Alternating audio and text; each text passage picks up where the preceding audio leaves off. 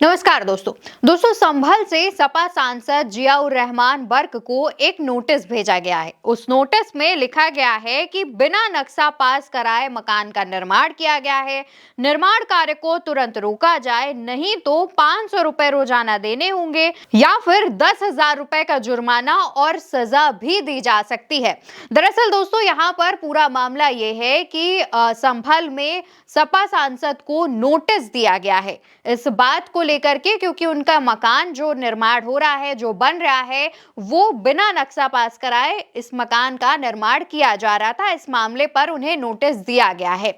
ये बात तो ठीक है, लेकिन यहाँ पर हैरान करने वाली बात दोस्तों ये निकलकर सामने आती है कि सपा सांसद का जो मकान है, जिसका निर्माण कार्य हो रहा है, वो पिछले 2 साल से चालू है।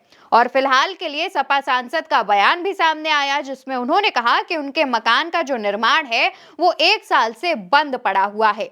यहाँ पर सोचने वाली बात यह है कि जो मकान पिछले 2 साल से धीरे धीरे करके बन रहा था, तब प्रशासन कहाँ था? प्रशासन पिछले 2 साल से कौन सी नींद में सोया हुआ था, जो उसको तब पता नहीं चला कि बिना नक्शा पास कराए मकान बन रहा है? अब आखिर क्यों जागा है प्रशासन? तो इसको भी हम आपके लिए क्लियर कर देते हैं, आसान भाषा में समझा देते हैं। इसकी वजह यह है कि संभल में जो हिंसा हुई थी, मस्जिद में सर्वे के दौरान, चेकिंग के दौरान जब हिंसा भड़की थी, इसमें 4 से 5 लोगों की मौत की बात सामने आई थी। उस दौरान सपा सांसद जियाउर रहमान बर्क पर भी आरोप लगा था कि उन्होंने हिंसा को भड़काने का काम किया है, जिसके बाद सपा सांसद की तरफ से बयान सामने आया था। खुद अखिलेश यादव ने यह कहा था कि जिस दौरान ये हिंसा हुई, उस दौरान सपा सांसद बेंगलुरु में थे, किसी काम के सिलसिले में वहां गए हुए थे। यानी कि यूपी सरकार की जो कोशिशें थी वो पूरी तरीके से विफल हो गई। यहाँ पर यूपी सरकार की कोशिश थी सांसद बर्क को फंसाने की, लेकिन फंसा पाए नहीं। इसके बाद क्या होता है कि प्रशासन अलग अलग तरीकों से लोगों को परेशान करता है, जिसमें खुद सपा सांसद भी शामिल हो जाते हैं।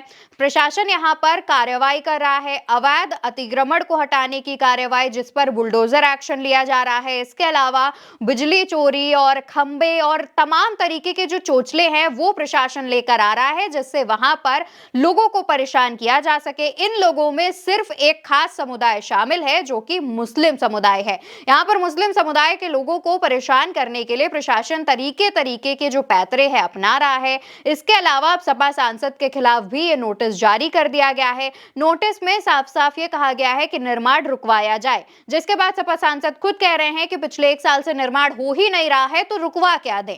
जाहिर सी बात है। और उसके बाद भी जो नोटिस है उसका जवाब के सिलसिले में जब सपा सांसद से पूछा गया, तो उन्होंने कहा कि अभी उनको इस मामले में जानकारी नहीं है कि कोई नोटिस भेजा गया है। जैसे ही जानकारी मिलती है वो वैसे ही उसका जवाब देंगे।